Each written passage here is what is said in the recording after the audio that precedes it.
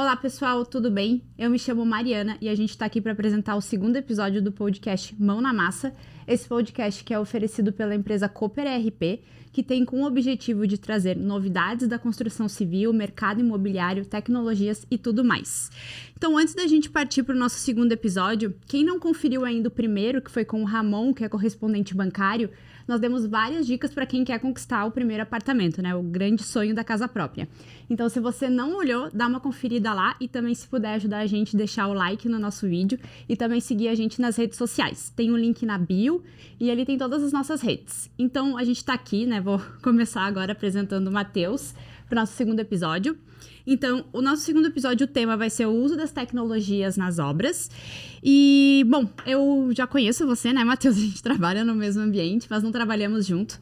O Matheus, ele é engenheiro civil e hoje ele tá atuando como gerente de planejamento, né, Matheus? Então, eu vou abrir espaço para você conversar, né, falar um pouquinho sobre você, a tua carreira e tudo mais. E depois a gente vai partir para um bate-papo sobre o uso das tecnologias e a gente vai abordar alguns tópicos e também a gente abrir uma caixinha de perguntas nas nossas redes sociais, no nosso Instagram. E aí eu vou partir perguntando para você as perguntinhas do pessoal, tá? Então eu vou abrir um espaço aí para você se apresentar. Certo. Oi, Mari. Oi, pessoal que está em casa, né? Seja bem-vindo nesse nosso podcast que a gente está gravando no dia de hoje. Primeiramente, queria agradecer a Mari, né? Pelo convite, a toda a equipe do Cooper também, do Cooper ERP, que toda a equipe se sensibilizou lá para fazer o convite e acharam super legal eu estar vindo trazer as informações do assunto de tecnologia na construção civil, né? Então, como a Mari já mencionou ali, meu nome é Matheus, eu tenho 24 anos, sou formado em Engenharia Civil pela Universidade do Vale do Itajaí, a famosa Univale. Hoje eu atuo na construtora Moinho, já fazem mais ou menos 4 anos, tá? Foi onde eu iniciei o meu estágio e estou lá até hoje, como a Mari também mencionou, como gerente de planejamento e suprimentos, né? Eu iniciei a minha carreira profissional bem cedinho. Eu tive uma passagem breve numa empresa que fazia toda a parte de infraestrutura de rodovias. Essa empresa, ela aqui da Grande Floripa, ela foi contemplada para fazer um consórcio do Rodanel, que o pessoal está fazendo aqui na nossa BR-101, e fiquei lá até eu ser contemplado com a bolsa da universidade, né? Uma bolsa de 100%, onde eu consegui concluir meus estudos.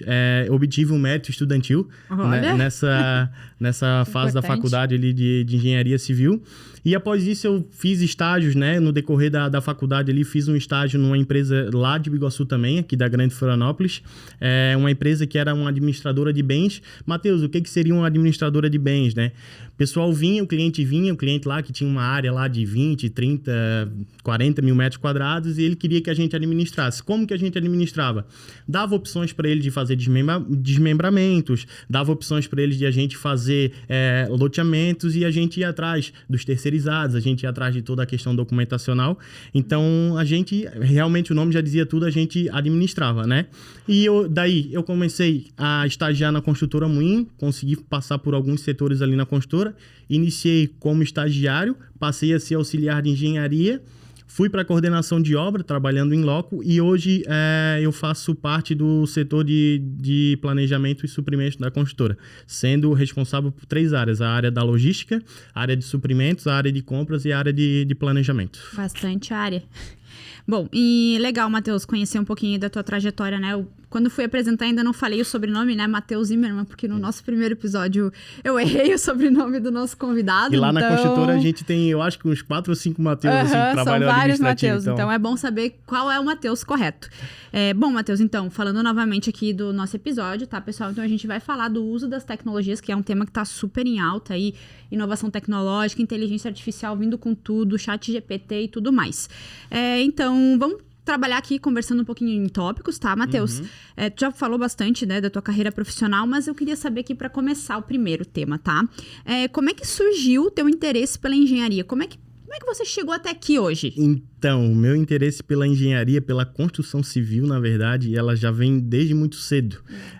O meu pai, toda a vida, ele tem mais ou menos uns 45 anos de carreira profissional e os 45 anos dele de carreira foram dedicados à construção civil. Meu pai nunca fez nada a não ser a construção civil. Então, ele iniciou a carreira dele como servente lá com 14, 15 anos, passou a ser pedreiro, passou a ser mestre de obra. Nesse meio tempo, ele foi autônomo, ele trabalhou muitas vezes para muitas empresas e tudo mais. E a minha paixão começou através dele, né? Através dele. A mãe não gostava muito que eu ia para a obra, mas na verdade a minha felicidade era ir com ele, porque eu era fascinado em saber como é que as coisas se transformavam de um dia para o outro, né? Como é que uma casa um dia ela é verde, no outro dia ela é amarela. Legal. Como é que né, tu tá num quarto que a cerâmica é de um jeito, depois no outro dia tá de outro. Como é que as coisas se transformavam, né, de uma maneira assim ou de outra. Isso foi me fascinando, assim, né? Então ele me levava para as obras nas férias escolares ou até mesmo no período que eu não estava na escola, e eu tinha basicamente duas funções. Uma era limpar a madeira que ela já tinha sido usada, tirando o prego, só que eu sempre estava atento, né? O pai então sempre limpar a madeira era tirar o prego. Isso, tirar. Eu já imaginei tu com uma esponja esfregando a madeira. Não. Tirava o prego ali, endireitava ele ainda pro pai estar usando em outras situações para não ter que comprar de novo, né? E a segunda tarefa que eu tinha, não menos importante, era buscar o café, né? Buscar o café, no meio do caminho já tinha aquele desvio, mas sempre tava antenado, né? Sempre tava antenado ali, o que acontecia, por que o pessoal fazia aquilo, e sempre muito curioso. Eu perguntava ao meu pai, até dizia que eu era o homem dos porquês, porque eu sempre, pai, por que aquilo, por que isso, sabe? Mas eu sempre fui muito fascinado por essa mudança, sabe? Mudança do local, porra, um terreno, ele tá lá vazio, daqui a pouco ele tem 3, 4 edifícios, tá morando 400, 500 famílias, então sempre me fascinei bastante por isso. E eu sempre tive a vontade de trabalhar em todos os setores, que eu sempre quis conhecer um pouco de tudo, né? Então, um pouquinho de projeto, um pouquinho de planejamento, um pouquinho lá de qualidade, um pouquinho de RH. Isso eu consegui na minha carreira, né? Estou conseguindo hoje na construtora. Iniciei lá como estagiário, fazia aquela coisa de fazer um pouquinho de tudo. Depois passei por outros setores ali. Auxiliei setores que às vezes não tinha nada a ver com o meu ali. Mas sempre conheci o pessoal, conheci todos os processos, que isso é muito importante. Né? Mas foi isso, a minha paixão, na verdade, pela engenharia começou através de meu pai, mas com esse meu intuito de entender por que as coisas se transformavam assim do dia. E até, Matheus, pegando um gancho do que você está falando, acredito que seja bem importante, né? Até pro teu próprio cargo atual, como gerente de planejamento, você ter passado por todas as fases, né? Pô, você foi ali, trabalhou de servente, foi pedreiro e tudo mais, isso te dá uma bagagem de conhecimento muito avançada. E acho que isso é bem importante até para eu conseguir evoluir dentro da empresa e você conhecer todas as etapas mesmo, bem certinho, como é que funciona aqui, como é que funciona o canteiro de obra, como é que levanta, né? Sim. Enfim, é uma curiosidade até que todo mundo deve ter, né? Como é que inicia uma obra. Eu na verdade, eu nunca coloquei, né, a mão na massa, né? Nunca Hoje você tá colocando a mão na massa. Hoje sim. Mas nunca, né, tive um cargo, vamos supor, de servente, pedreiro, mas a minha vida toda eu tive contato com esse pessoal, né? Minha vida toda, na verdade, até onde hoje eu trabalho. E hoje você acompanha o trabalho deles. Acompanho de longe, mas acompanho, né? Só que antes eu acompanhava em loco mesmo. Tava lá cara a cara com o pessoal no dia a dia, né? Entendi. Não, bacana, Matheus, conhecer aí de onde surgiu. Legal dessa história que veio aí do teu pai. Ele deve estar orgulhoso do filho. Bom, o próximo tópico que a gente vai abordar aqui, na verdade, é saber um pouquinho, agora a gente vai entrar nos temas aí da obra em si, né? Saber da rotina. Então, qual que é a rotina, assim, em uma obra? Como que nasce uma obra? Até que eu comentei agora, antes. Como é que surge, assim, uma obra? Como é que ela começa? Acho que isso é uma dúvida de muitas pessoas. Porque, poxa, tu vê um prédio, assim, um shopping, sei lá, arquiteturas gigantescas, bonitas e tudo mais. Como é que inicia? Qual é o primeiro passo, assim, do start de começar uma obra? Na verdade, assim, Mari, o passo a passo ele é muito detalhado, né? Mas uma obra, ela inicia desde... Dá uma resumida, né? Ela inicia desde a compra lá do terreno, do local, né? E até depois da entrega de chaves para o cliente ou a entrega de chaves para o comerciante, dependendo do tipo construtivo que for, né? Por que, Matheus, até depois? Porque assim, a gente entrega chaves, mas a gente ainda tem um compromisso de dar garantia para o cliente, né? São poucas as vezes a gente tem que tentar diminuir ao máximo essas assistências técnicas que a gente chama, Sim. mas de vez em quando acontece, né? O cliente, ele vem, tô com um probleminha aqui no meu apartamento, tô assim na minha casa, aqui no meu escritório tá assim, aqui na minha sala comercial tá uma infiltração. Então, a obra, ela inicia na compra ali do local, do terreno, e finaliza lá depois com assistências e tudo mais. Tem alguns clientes que já finalizam na entrega das chaves. Mas como é que funciona? Como é que é a escolha do terreno? Então, assim, primeiramente, ela tem que ser escolhida por alguém, geralmente o diretor de uma empresa ou um investidor que pensa em investir, e ele já faz todo um planejamento, às vezes até de cabeça, ou às vezes com auxílio de plataformas, ele faz um estudo daquele local, ver se o local é apropriado para aquele tipo de construção que ele pensa fazer, ver se tem potencial construtivo. Por exemplo, tem locais que a gente sabe que seria mais interessante construir edifícios comerciais. Tem alguns locais que a gente sabe, através de estudos, né, de planejamentos ali, que a gente sabe que seria mais interessante construir condomínios residenciais. Tem locais que a gente consegue dar uma mesclada e fazer meio residencial, meio comercial, sabe? E tudo isso, Mari, depois vem vários planejamentos. Vem a construção de projetos, através de software de projeto também. Então aí já começa a entrar a tecnologia. Sim, já começa a entrar a tecnologia. Vem toda a parte de orçamentação e planejamento de obra, calistado de serviço, também através de softwares de gerenciamento e planejamento de obra, né? Tudo a gente consegue fazer dentro desses planejamentos. Então, lá a gente planeja insumo, insumo que eu digo é material, equipamentos e tudo mais. Então, materiais, equipamentos, a mão de obra, se ela está disponível ou não nos módulos de RH. A gente consegue fazer um planejamento financeiro, sabe? Se lá no início da obra a gente vai ter dinheiro em caixa, se a gente não vai ter, se lá no meio a gente vai ter, se lá no final a gente vai ter, se a gente vai ter que dar uma segurada em algum momento, se a gente vai poder tá extrapolando ali o cronograma ou adiantando o cronograma. Então, tudo isso a gente consegue fazer através das tecnologias, com o auxílio da tecnologia, tá? E depois que passa essa etapa que é escolhido o terreno, o que vem depois? Aí vem a produção dos projetos. Né? Vem as produções dos projetos, as aprovações dos projetos, né?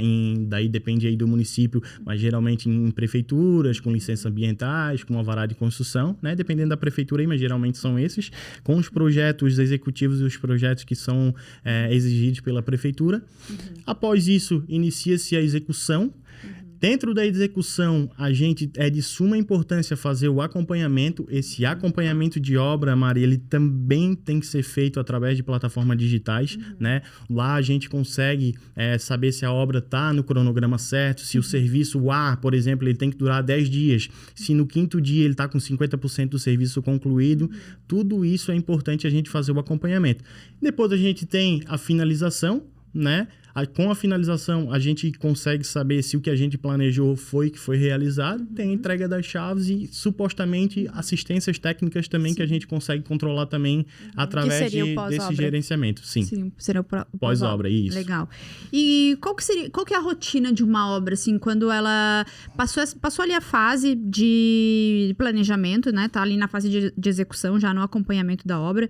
Qual que é a rotina da obra, uma obra? A rotina da obra, na verdade, a obra ela é 100% execução, né? O planejamento, ele não sai de dentro da obra, ele sai de escritórios, ou seja lá de onde for. A obra é 100% execução. Ou seja, o pessoal tá lá executando e tem um pessoal planejando por fora. Então, na obra, eles fazem 100% o acompanhamento através de softwares, planilhas, seja lá o que for, mas a obra é feito o acompanhamento diário, tá? E tem o pessoal por trás planejando, que daí tende a ter essa comunicação. O pessoal do planejamento, então essa semana está planejado iniciar o serviço B e o C. Semana que vem a gente já vai começar a entregar o material, que o material a gente conseguiu comprar de fábrica, só que a entrega deles é uma vez só, então vem de carreta, para o serviço F e G que inicia, sei lá, daqui a 2 meses, que pode acontecer. Então, a rotina da obra é 100% execução e acompanhamento dos serviços, tá? E isso que você está falando seria basicamente o que você atua, né? Então, como você é gerente de planejamento, é como você atua. sua? Sim. Isso, gerente de planejamento e a parte de suprimentos também, que é importante, né? Ou seja, a execução, ela sempre tá andando junto com os suprimentos. O que seria os suprimentos? A compra ali do material, a negociação, a boa negociação. Então, tudo isso tem que estar atrelado, porque não adianta a gente planejar um serviço se o insumo ele não está disponível. Quando eu falo insumo, Mara, é sempre mão de obra e material, sabe? Certo. Então, eu vou iniciar o serviço F, mas o serviço F precisa de tantos pedreiros e precisa de tantos metros de cerâmica. Cara, os pedreiros têm que estar disponíveis e esses metros de cerâmica têm que estar disponíveis já no pátio ou no almoxarifado central, dependendo da empresa. Mas ele tem que estar disponível para a obra, para iniciar o serviço. Sim, para iniciar o serviço. Isso. Legal, bacana. Não, importante saber como é que inicia a obra. Então, existe ali a parte que é feita a escolha do terreno, aí depois parte para a parte burocrática, né, de alvará, tudo com a prefeitura. Aí vem projetos, né, arquitetônicos, hidrossanitário, tudo mais. E aí, orçamento da obra, planejamento execução, acompanhamento dentro da execução. Legal. E finalização e eventuais pós-obras. Legal. É importante, né, saber aí as etapas das obras e também que a tecnologia já começa entrando ali a partir de que etapa, mais ou menos? A tecnologia, ela começa a entrar, ela pode entrar já desde a escolha do terreno, né? Tecnologias que hoje a gente conhece, por exemplo, o Google Earth, né? Algumas tecnologias assim, que a gente consegue por satélite, rastrear, saber onde é que o terreno tá, se aquela região ali tem o pessoal, se tem residências ao redor, se tem um shopping, se é perto do mar, se não é, sabe? Então, a tecnologia, ela entra desde o primeiro passo. Tem horas que a tecnologia, a gente precisa mais dela e tem horas que não. Por exemplo, no início, a gente usa talvez uma tecnologia, né? Agora, na parte do planejamento e na parte toda ali de acompanhamento, aí a gente tem que ser 100% acompanhado pela tecnologia. Até pegando o gancho, né, Matheus? Vamos aproveitar e eu queria entender um pouquinho, até você é uma pessoa experiente, como é que a tecnologia e as inovações, até falando aí de inteligência artificial e tudo mais, como que isso ajuda hoje na construção civil? Assim, eu costumo dizer que a tecnologia, ela é dividida, a tecnologia da construção civil, né? Ela é dividida em 3 fatores.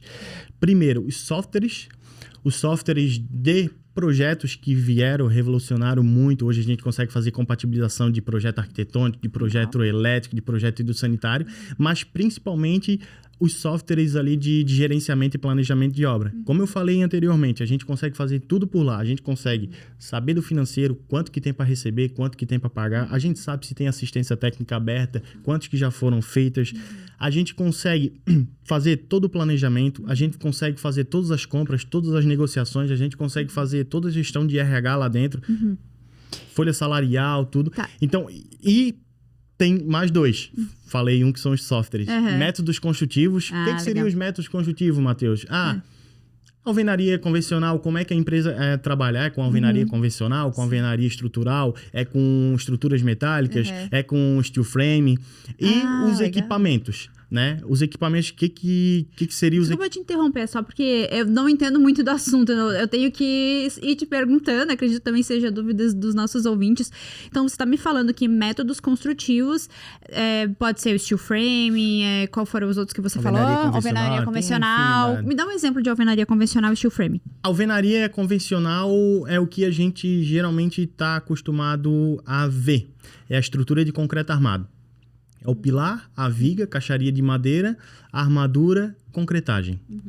Isso é alvenaria convencional. Vem os fechamentos ali com tijolos, com blocos cerâmicos, tá? Alvenaria estrutural. Então, já vou te dar outros exemplos. Alvenaria estrutural.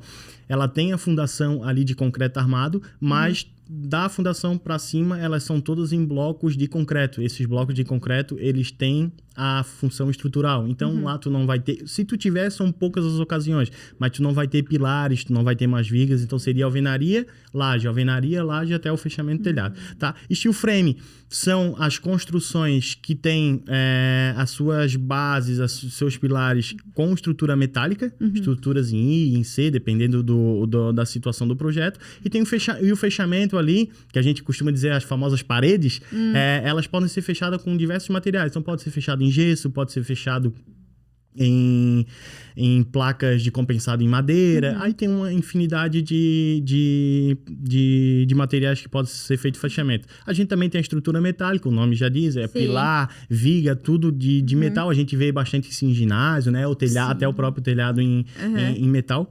Mas, voltando lá às tecnologias, a gente tem, então, os softwares, a gente tem os métodos construtivos e os equipamentos. No meu ver, né, dividindo nessas três situações. Matheus, o que seriam os equipamentos? Cara, a evolução dos equipamentos, né? A evolução de uma furadeira, a evolução de uma empilhadeira, a evolução do rompedor, tudo isso a gente tem que levar em consideração, né? Porque antigamente, eu falo antigamente, vamos supor aí 30, 35 anos atrás, cara, não se falava em concreto usinado, né? O que seria o concreto usinado? É o concreto virado na bitoneira do caminhão, bitoneira, né? Antigamente aí, 30, 40 anos atrás, para te fazer uma laje de uma casa de 100 a 120 metros quadrados... Era um dia todo, era um dia de festa, o cara fazia um churrasco, o pessoal ia lá. Hoje, numa casa de 100 a 120 metros quadrados, tu concreta uma laje em 2 horas. No empreendimento, igual a gente trabalha lá hoje, é de mais ou menos as lajes de 450, 500 metros quadrados. Mas usando o mesmo equipamento, só que daí com a evolução tecnológica ela mudou. Não o mesmo equipamento. Antigamente se fazia na bitoneira, aquela bitoneira convencional que a gente vê aí nas construções aí de esquina. Ah, né? Tá. Aquelas grandes assim. Grande, que o pessoal faz na mão mesmo, amassa ali na mão, na bitoneira, bate na bitoneira, só que na mão. E eu tô me referindo aos caminhões de bitoneiras, que hoje já faz o concreto por bombeamento, né? Tu consegue entender como é que eles faziam 35 a 40 anos atrás para concretar uma laje lá do 5º pavimento? Sem ter essas tecnologias. Então, a gente consegue visualizar essa evolução nos equipamentos também, né? Até as tecnologias... Tu falando de tecnologia, eu me lembrei de uma história. Uma história que, como eu já comentei, é uma história que eu sempre conto para todo mundo. O meu pai, como eu já comentei, ele trabalhou também por muito tempo por autônomo. Então, o que acontecia? Vinha um cliente, o cliente lá tinha um terreninho, queria fazer uma casa, geralmente uma casa para casar, né? E vinha com um projetinho, muitas vezes feito à mão, também um projeto feito à mão, vinha pro meu pai e falava: tá, fulano, eu preciso fazer essa casa aqui, preciso do orçamento. O que meu pai fazia? A gente sentava, eu me lembro como se fosse hoje. A gente sentava na mesa lá da cozinha de casa e o pai começava a fazer os cálculos na mão. Ele pegava a folha, caneta, com auxílio de uma calculadora, quando tinha a calculadora ainda, e fazia as contas. Então, tudo por experiência, tá? Ele sabia, então, que a casa, mais ou menos de 100 metros quadrados, ele ia levar tanto de tempo. Ele precisava de um ajudante, o ajudante era tanto por dia. Então, vezes aquele tanto de tempo, ele sabia que o ajudante era tanto. O material, ele fazia por tanto. A mão de obra dele por dentro, mais 20, 30% de lucro ele colocava em cima, então fazia tudo na mão. Aí, às vezes, o orçamento dava 3, 4 folhas, sabe? Aí, o que acontecia? Muitas vezes, por isso que é um fato até engraçado, muitas vezes ele perdia orçamento pela demora de responder o cliente, porque isso aqui tu não consegue fazer numa tarde, na mão, né? Por isso, a vinda da tecnologia. Muitas vezes perdia o cliente, e quando pegava o cliente ainda, como ele fez na mão, o erro de cálculo era muito grande, né? Era suscetível a ter um erro, assim, bem mais fácil do que se tem hoje, feito em calculadora, em planilhas e tudo mais.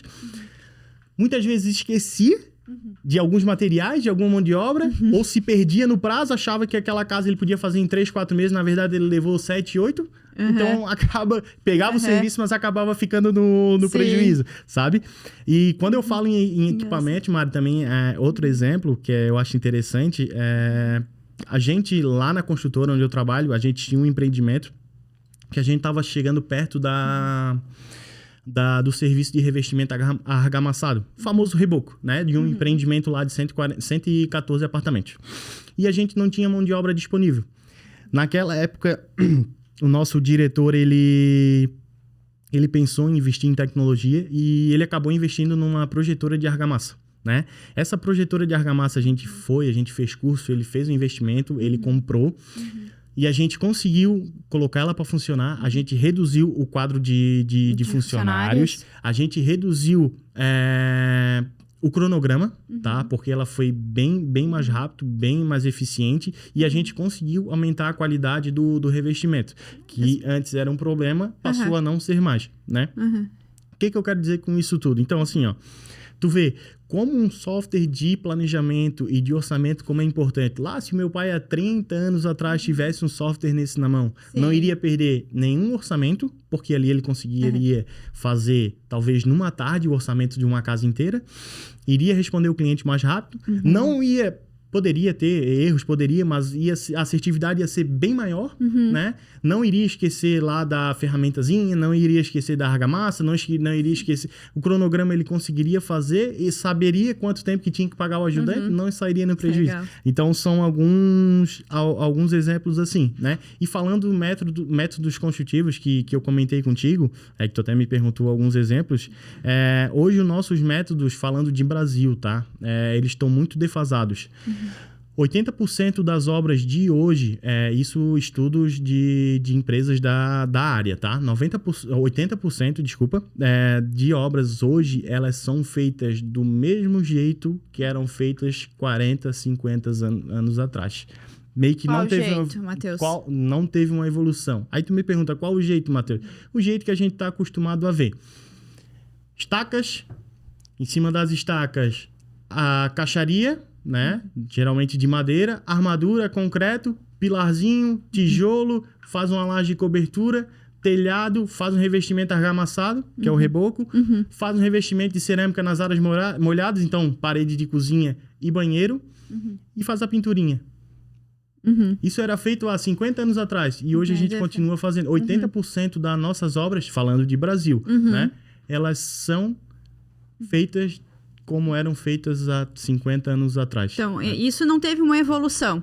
Isso teve mais poucas, né? São esses 20% de outros métodos construtivos que teve, né? Não, bacana, Matheus, me contar essa história. E parando para pensar hoje em dia, com tanta tecnologia, muitas ferramentas, softwares e tudo mais, até a própria inteligência artificial aí, trazendo cálculos de forma automática e parar para pensar que antigamente construções, e se você for ver há 30 anos atrás, os prédios que existiam, as casas, né, shoppings e tudo mais, imaginar que isso foram cálculos talvez feitos na mão, na cabeça, sabe? É engraçado pensar dessa forma, como cresceu num cálculo, sei lá, feito na mão, sabe? E hoje em dia isso existe ainda. Existe em empresas de grande portes, construtoras de alto padrão, existe muito. E o pessoal às vezes não sabe onde é que está o prejuízo, o pessoal às vezes tenta entender, acha que uma coisinha que deu um prejuízo lá, aquilo que foi o que impactou, mas na verdade não. São pessoas que não investem em tecnologia e acabam tendo prejuízos e não sabem da onde, né?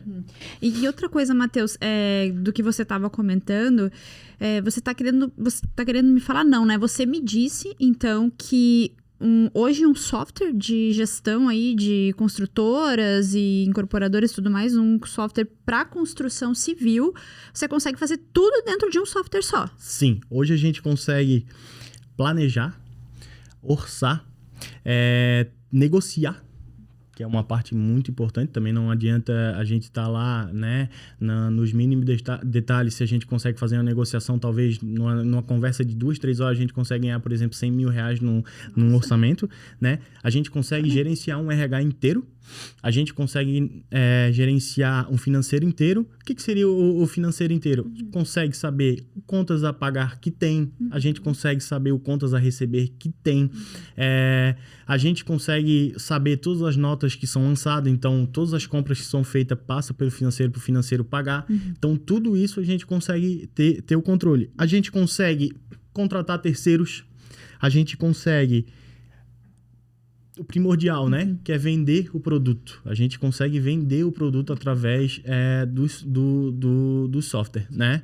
Então, hoje, lá na empresa onde eu trabalho, né? A gente faz tudo isso dentro do Cooper, tá? Cooper ERP, tá?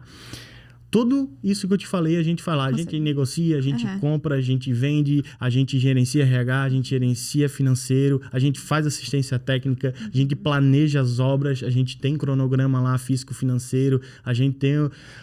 Tudo que tu imaginar, a gente consegue fazer. Acompanhamento, tá? Que é bem importante. Isso tudo que você tá me falando é feito em um só software, só uma plataforma? Uma plataforma. Uma plataforma. E tem gente que acha que fazer na mão lá e não vai sabe ser mais aonde efetivo. Tal. É que como... O que acontece, até abrindo um parênteses aqui, como a pessoa já tá muito acostumada a fazer da mesma forma, porque às vezes a gente conversa com pessoas que, pô, eu sempre faço desse jeito, né? Aquela pessoa que não gosta muito de mudança, sabe? Eu sempre faço o cálculo na cabeça, eu pego ali metro quadrado, material, mão de obra, faço o cálculo igual o seu pai fazia. E, cara, pra você explicar pra essa pessoa o quão efetivo vai ser, talvez seja demorado você implantar um software, algo mais robusto e alguns completo. Ajustes, né? Mas elevar o nível da sua empresa, da sua gestão, você ter ali mais assertividade em cálculo, em precisão de cronograma, isso tudo dentro de um software, eu tenho certeza que evolui muito a empresa, né, como um todo, traz uma bagagem de experiência muito boa, né? E traz confiança, né? Exato. Traz confiança porque tu sabe o que tu tá fazendo, né? Tu sabe que aquilo que tu tá fazendo é a coisa certa. Talvez tu vai ter um ajustezinho lá, mas um ajuste pequeno, né? Algum ajustezinho no projeto que possa vir, algum ajustezinho no planejamento, sei lá, choveu, alguma coisa assim, mas tu sabe que tu tá com aquela assertividade, sei lá, de 98%. Então isso traz confiança para te poder fazer um investimento maior na empresa, traz confiança em tu ir atrás de novos negócios, comprar novos terrenos, saber que daqui 2, 3 anos tu ainda tem construção para fazer, porque tu sabe que tu pode contar com um software ali de gerenciamento e acompanhamento, tu sabe que tá dando certo, então isso tudo traz principalmente confiança, né? Exatamente, até pro próprio cliente, né, confiança de você ter ali tudo organizado, formalizado, mostra, né, que você, enfim, passa essa confiança ali pro cliente final.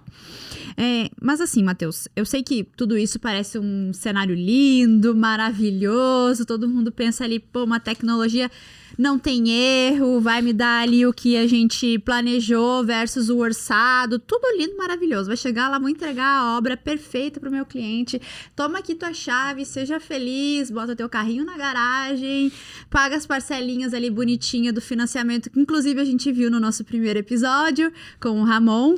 Mas mesmo assim, mesmo utilizando tecnologias, Matheus, eu quero saber, né? Eu acredito que muitas pessoas. Ainda existe imprevistos, mesmo usando tecnologia ou gastos extras nas obras? Existe, porém, com o auxílio da tecnologia, pouco.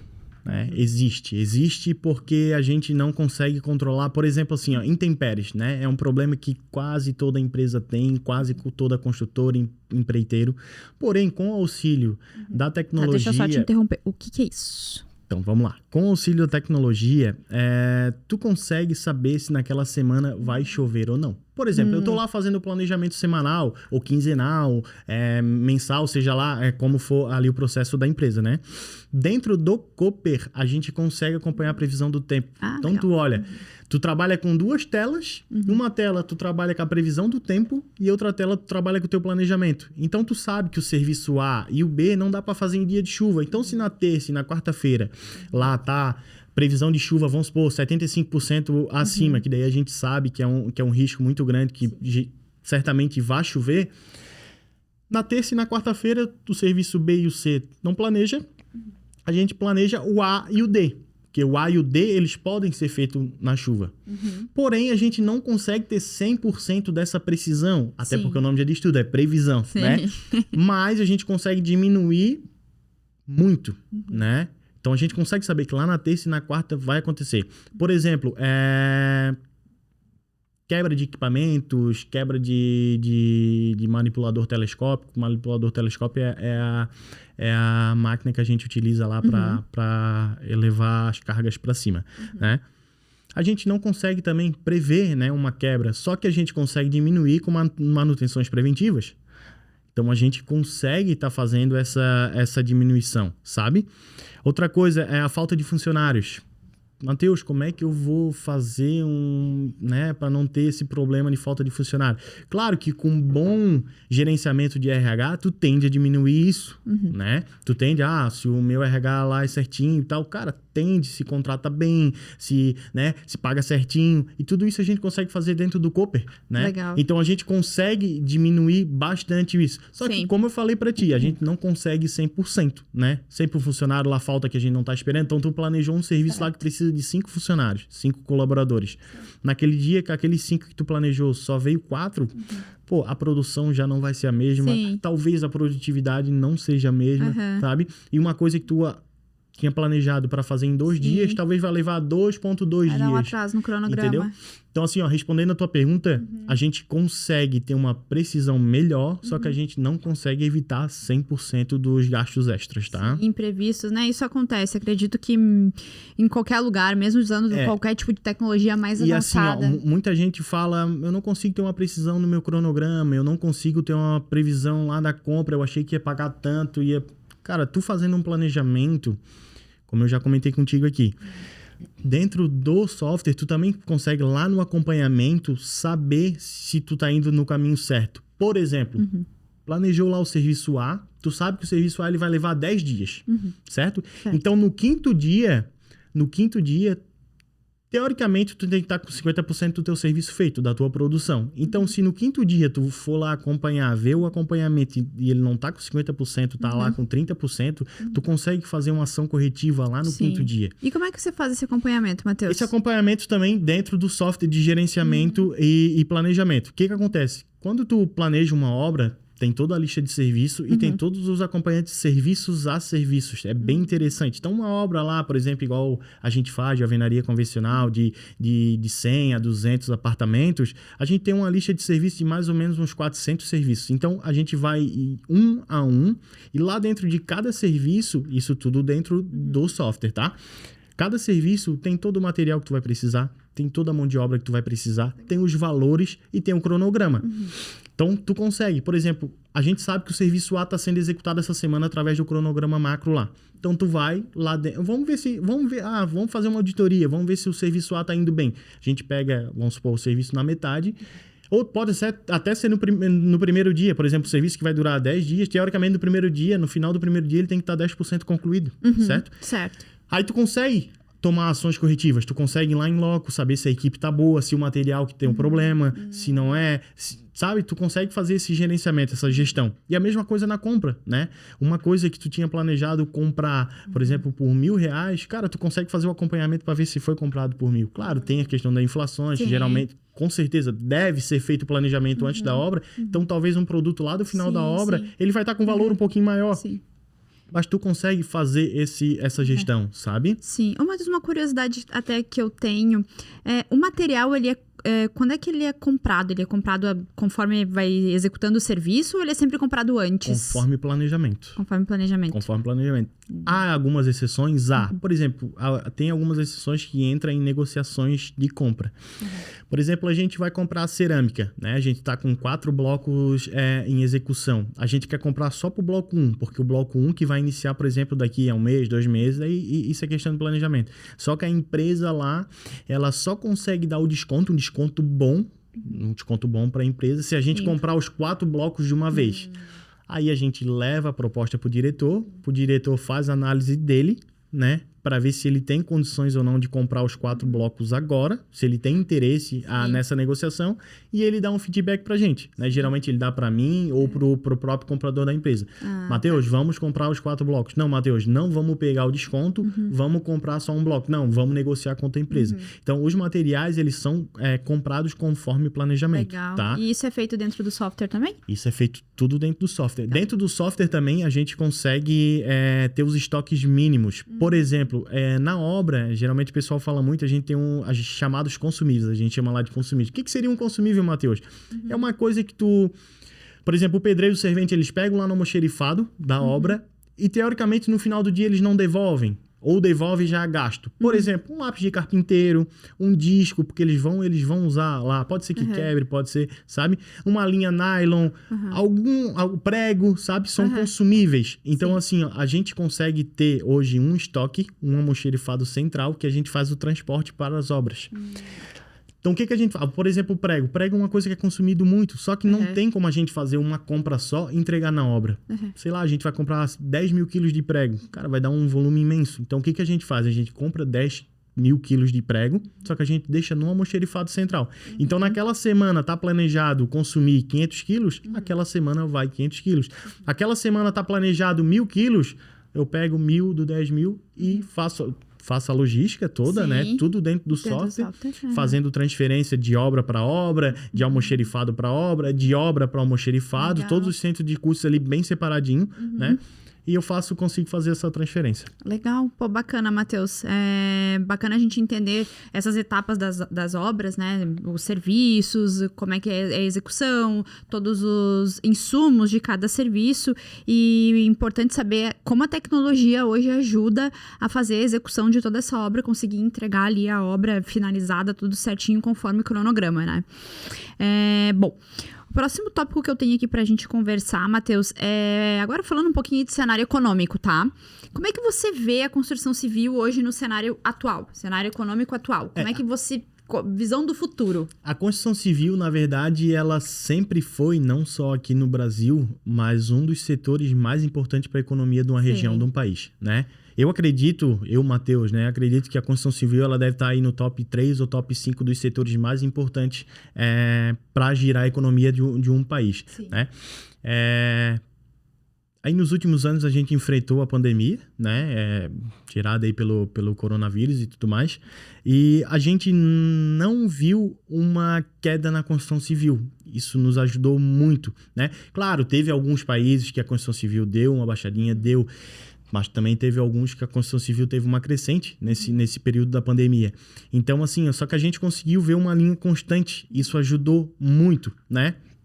Mas pensando em construção civil para o futuro, eu penso que as empresas elas deveriam investir mais em tecnologias, tá? Tecnologias em equipamentos, mas principalmente em softwares de gerenciamento e planejamento, sabe? Que é tudo que a gente conversou, né? Mas tudo gira em torno de planejamento. Hoje, se faltou um materialzinho lá, problema de planejamento. Se não deu certo o tempo, problema de planejamento.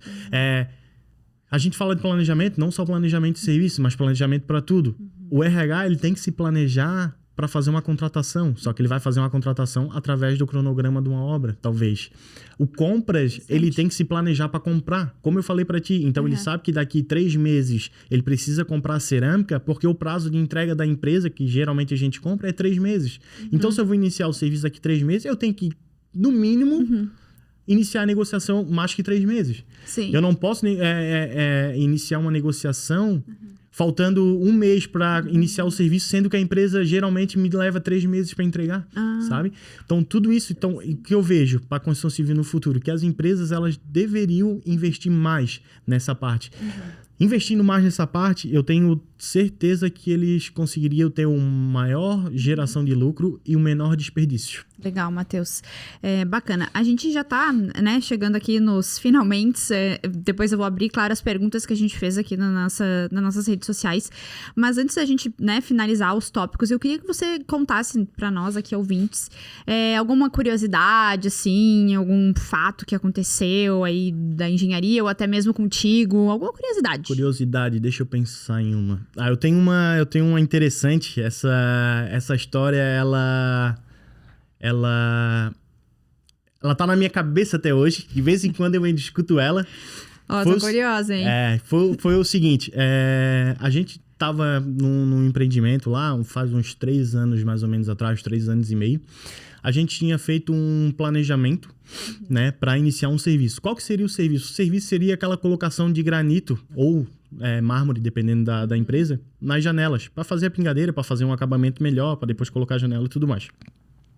Então a gente fez o planejamento, a gente planejou tudo, mão de obra, então ia tantos pedreiros, tantos serventes, a gente planejou tempo, ia iniciar dia 1º, ia finalizar dia 31 do mês tal, a gente planejou todos os materiais, então a gente planejou o granito, a gente planejou o cimento cola, a gente planejou tudo. Eu não lembro valores, tá? Mas assim, mais ou menos em torno aí o serviço completo para o empreendimento ia dar mais ou menos uns 200 a 250 mil reais. Tava planejado para iniciar dia 1º. Chegou dia 1º, faltou um mísero do martelo de borracha. O martelo de borracha. Sem um martelo de borracha, não tem como iniciar o serviço. Não Como tem assim como um martelo de borracha? Não tem como fazer nada. Então, aí que a gente entra na situação. Um serviço de quase 200 mil reais por causa de um martelo que custa lá, sei lá, 35, 40 reais, a gente não conseguiu executar o serviço. Que o martelo tu precisa para sentar a pedra ali, é um equipamento essencial para o serviço. Tu não pode simplesmente pegar um martelo convencional e bater em cima da pedra, que tu vai estar, né, quebrando ela ali. É um martelo específico. É um martelo específico pro serviço. Ah, tá. Então assim, ó, tu pensa, então tudo hoje que eu quando eu vou planejar, quando a gente vai planejar lá, a equipe de planejamento, eu sempre brinco com o pessoal e o pessoal brinca comigo. Não vai esquecer do martelo de borracha, que daí faz a alusão a... não vai esquecer lá do prego. Não vai esquecer do lapisinho de carpinteiro. Sim. Não vai esquecer da luva lá que o cara tem que usar, porque senão... tal. Do pedreiro. Não vai esquecer aquela serrinha que, cara, sem aquela serrinha, sabe? Sim. Não vai esquecer do solvente que precisa colocar dentro da tinta, porque tu imagina, não adianta tu fazer uma negociação boa, não adianta tu fazer uma compra boa, não adianta tu fazer um planejamento bom, não vai ser porque vai estar... Mas não adianta tu fazer um planejamento de datas bom, um planejamento de RH bom, se lá no final faltou o solvente para colocar dentro da tinta que precisa diluir, às vezes um solvente, sei lá, um álcool de post aí que custa em torno de R$5 o litro, por causa de 2 litros, por causa de R$10, tu não iniciou um serviço, aí tu tem todo um problema, tu tem que chamar o pessoal da logística para ir atrás, para comprar, aí tu acaba comprando mais caro do que porque tu não tem tempo de negociar. Sim. Então, essa, sabe, sempre... Mas o que aconteceu depois? Então, a gente conseguiu fazer o contorno da situação, só que a gente gastou energia, a gente gastou tempo, a gente correu risco. O que foi feito? A gente foi atrás de um martelo de borracha, só que na ocasião tive que pegar o meu carro, tive que ir até a minha residência, pegar um martelo de borracha, só que isso tudo ajudou porque eu morava perto, agora sim eu não moro perto, sabe? Só que tudo isso, Mari, uma coisa que eu quero que o pessoal entenda é que tudo isso é gasto de energia.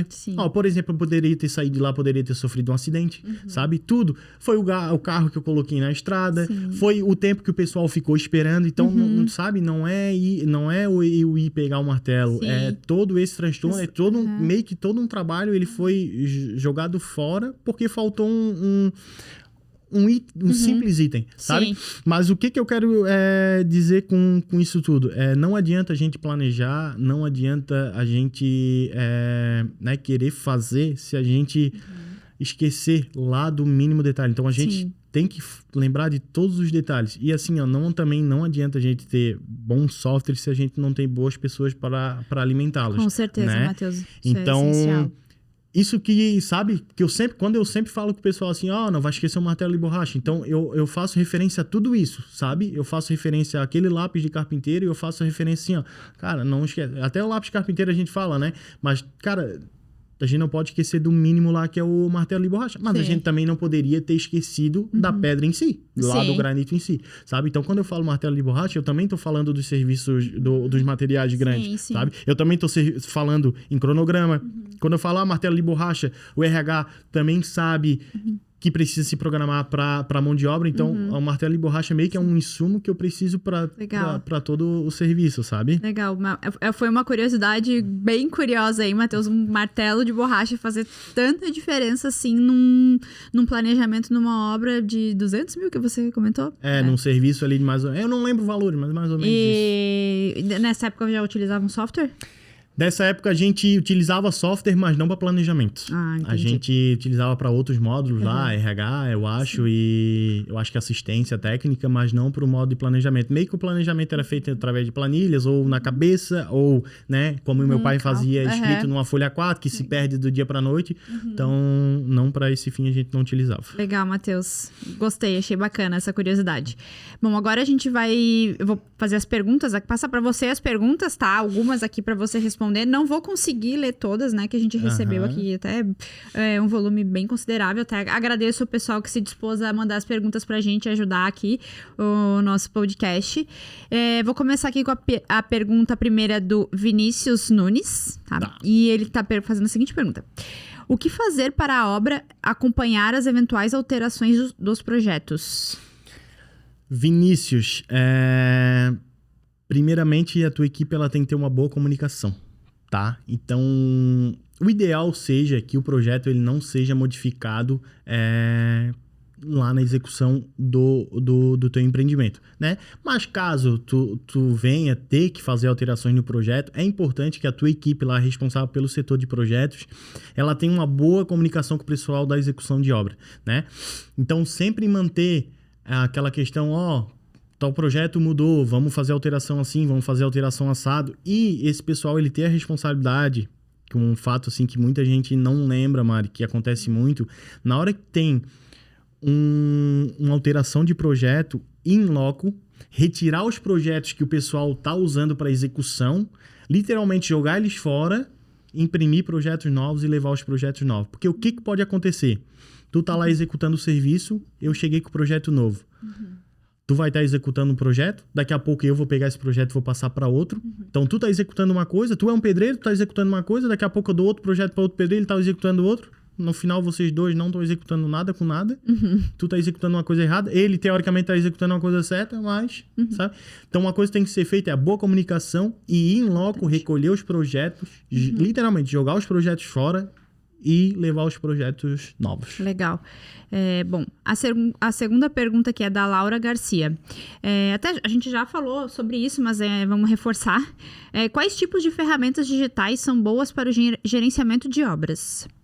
Laura, né? Laura, Laura, softwares ERP. Não tem mais muito segredo. Utilizando os softwares ali de gestão e planejamento, com certeza vai ter um maior resultado na empresa construtora, seja lá qual ramo for, né? Legal.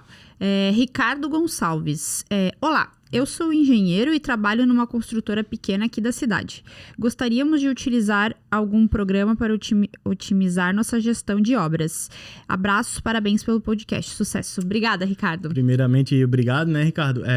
Cara, eu sou suspeito a falar, mas o software que a gente utiliza e que eu vou te recomendar, com certeza, é o Cooper, né? Como eu falei pra Laura, cara, investe em software que não vai se arrepender, tu vai ter um maior lucro, tu vai ter um menor desperdício, tu vai ter um maior controle da tua empresa, todos os módulos que eu falei anteriormente, tu vai ter que conseguir, cara, ir assim, ó, na palma da mão, sabe? Ou na tela do computador, sabe? Então, investe no Cooper que os bons resultados virão. Inês Marques. Trabalho em uma construtora e temos muitos gastos excessivos. Acabamos atrasando algumas entregas também. Tem alguma sugestão para reduzir isso? Produzir planejamento. Tem que fazer planejamento. Planejamento, ela falou aí de atraso, planejamento. Sim, atrasos aqui. De tempo, né? Planejamento de cronograma, planejamento e financeiro. Por exemplo, como eu já dei o exemplo, tu tá com um serviço que ele dura 10 dias, cara, tenta fazer uma ação corretiva. Se tu vê que o serviço ele não tá sendo cumprido, tenta tomar uma ação corretiva antes de finalizar o serviço. Porque não adianta nada tu esperar o empreendimento acabar para dizer que atrasou, para dizer que tu não conseguiu entregar as chaves, para dizer que tu teve prejuízo. Então, faça um planejamento para lá no meio do planejamento tu conseguir ter uma ação corretiva, tá? Mas o primordial de tudo é planejamento. Legal. Vamos agora para a pergunta da Lenira Angélica. Gosto muito da área, tenho alguns investimentos em construção, mas confesso que tenho dificuldades com gestão de equipes. Teria alguma dica? Uma boa equipe, ela já começa por um bom líder, né? Essa é a primeira dica que eu dou para ela. Então, quando ela for escolher o líder dela, deve ser uma pessoa capacitada, deve ser uma pessoa da confiança dela, deve ser uma pessoa que ela saiba que a pessoa vai dar conta do recado, né? E é importante também ela fazer essa gestão de pessoas, fazer esse planejamento de pessoas. Porque o que acontece? Muitas vezes, muitas pessoas vêm procurar por mim reclamando. Mateus, lá no começo da obra eu tinha muita gente, tinha gente sobrando, agora eu tô aqui no meio da obra, eu tô faltando gente. Cara, simplesmente porque não teve planejamento de pessoas, sabe? O que acontece? Se tu sabe que no teu planejamento lá, no serviço A e no serviço B, que são os serviços lá de 3 meses iniciais de obra, tu vai precisar de 10 pessoas, tu vai ter 10 pessoas. Tu não vai ter 15, tu não vai ter 20, tu também não vai ter 5, tu vai ter 10. Se depois, um mês depois, diminuiu lá o número de serviços, tu precisa ter só 5, cara, tu pode talvez dispensar 5, ou talvez já colocar em outra obra, mas tu precisa ter mais 5, só 5. Tu não pode ter 3, mas tu também não pode ter 10, sabe? Então, são essas 2 recomendações que eu falo para ela. Escolher um bom líder, né? Tanto qualquer serviço que ela tá com dificuldade ali. E também investir em gerenciamento de pessoas ali. Legal. Vou fazer agora a última pergunta, que é do Matheus Fernando Gonzaga. Eu estou no 5º semestre de Engenharia Civil e faço estágio. Que conselho você daria para quem está começando na área? Matheus, meu xará, cara, tenta fazer de tudo um pouco, tá? Aproveitar a fase aí de estágio, aproveitar a época da faculdade, tentar trabalhar de tudo um pouco. Matheus, mas o que é de tudo um pouco? Cara, tenta te envolver numa negociação de um terreno, tenta te envolver numa tramitação de documentação, tenta te envolver na produção de projeto arquitetônico, hidrossanitário, elétrico, tenta te envolver ali na compatibilização, tenta te envolver até no RH, cara, tenta te envolver em qualidade, tenta te envolver no planejamento, tenta negociar uma compra, pede lá para comprar. Não, né? Claro que dependendo da empresa, tu não vai ter essa abertura. Mas, cara, o que eu digo para ti é o seguinte, faça o que for possível. Faça o que for possível, que tudo isso vai te gerar uma carreira profissional muito boa no teu futuro, e lá na frente tu vai lembrar de tudo que tu fez, tu vai conseguir entender processos, que hoje assim, é importante também que eu vejo, Mari, dentro das empresas, as pessoas elas têm que entender os processos. Sim. Não adianta tu ter tudo setorizado, eu tenho um setor lá de RH, eu tenho um setor de qualidade, eu tenho um setor de financeiro, eu tenho um setor de projeto, eu tenho um setor administrativo, eu tenho um setor de planejamento, eu tenho compras, mas se o pessoal não entende processo, né? Então, o pessoal tem que entender processo. O entendimento do processo, ele só vem com essas experiências, né? Por exemplo, hoje lá na construtora, o pessoal entende de projeto, é tudo bem setorizado, então tudo flui naturalmente, sabe? Tudo flui assim, com leveza, com tranquilidade, mas tudo isso que o pessoal já teve, já passou por algumas experiências, talvez lá na época da faculdade, igual o Matheus, o pessoal também teve atrás dos outros setores, trabalhou um pouquinho de cada. Claro, não é todas as empresas que têm essa abertura, né? Quando a gente trabalha num setor, a gente é daquele setor, a gente corresponde àquele setor, tá, Matheus? Então, isso também é bem importante. Mas, cara, nessa fase de estágio aí, é bem importante tentar trabalhar com tudo um pouquinho Verdade. Tudo isso a melhor, vou até me interromper na resposta do Matheus, mas Matheus também é a melhor época para aprender, né? Estágio é a melhor época para aprender e absorver todo tipo de conhecimento. Exatamente. Legal. Então, Matheus, né, e pessoal, a gente acabou chegando ao fim aqui, infelizmente, que o bate-papo foi bem bacana. Então, eu quero aqui agradecer, Matheus, pelo teu tempo, ter se disponibilizado de vir até aqui, responder as perguntas do pessoal, compartilhar o teu conhecimento. Foi muito bacana saber aí como é que começa uma obra, as tecnologias, como foi a evolução até da construção civil. Bacana mesmo o teu conhecimento, até para uma pessoa jovem, e acredito que o teu pai deve estar bem orgulhoso de tu estar seguindo a carreira dele. E se você quiser, né, falar aqui pro pessoal das tuas redes sociais, teu Instagram, LinkedIn, né, pra te seguir aí, acompanhar o teu trabalho, tá? Então, se quiser falar o teu Instagram e LinkedIn... O LinkedIn lá é Matheus, sem H, tá, gente? Que eu não gosto que botem meu nome com H. Matheus Zimmermann mesmo, tá? Com 2 M's e com 2 N's. O Instagram é Matheus ZMMR, que é uma abreviatura de Zimmermann. E antes de finalizar, Mari, queria mais uma vez agradecer o convite, tá? Dizer que eu tô aberto aí pra sugestões, para críticas construtivas e tudo mais, que eu puder estar auxiliando. E queria mandar um abraço pro pessoal lá da construtora, porque se eu não mandar esse abraço, eu acho que amanhã eu não consigo trabalhar lá no meu setor, né? Então, queria mandar um abraço pro pessoal do Cooper lá, como tu mencionou, a gente também trabalha lá no mesmo ambiente. E mandar um abraço pro pessoal da construtora lá também. Pessoal da obra. Isso, pessoal da obra também. Não pode esquecer o pessoal da obra. Pessoal lá que é dono dos churrascos lá. Coisa boa, senão nós não vamos te convidar para churrasco mais. Então, legal. Então, vamos finalizar aqui. Então, queria agradecer a nossa audiência, o pessoal que mandou novamente as perguntas, e queria convidá-los, vocês, a seguir a gente nas redes sociais, acompanhar o nosso podcast para os próximos episódios. Então, a gente teve agora o 2º episódio. Nos próximos, a gente vai divulgar nas nossas redes sociais. Então, muito obrigado e até breve. Tchau, tchau.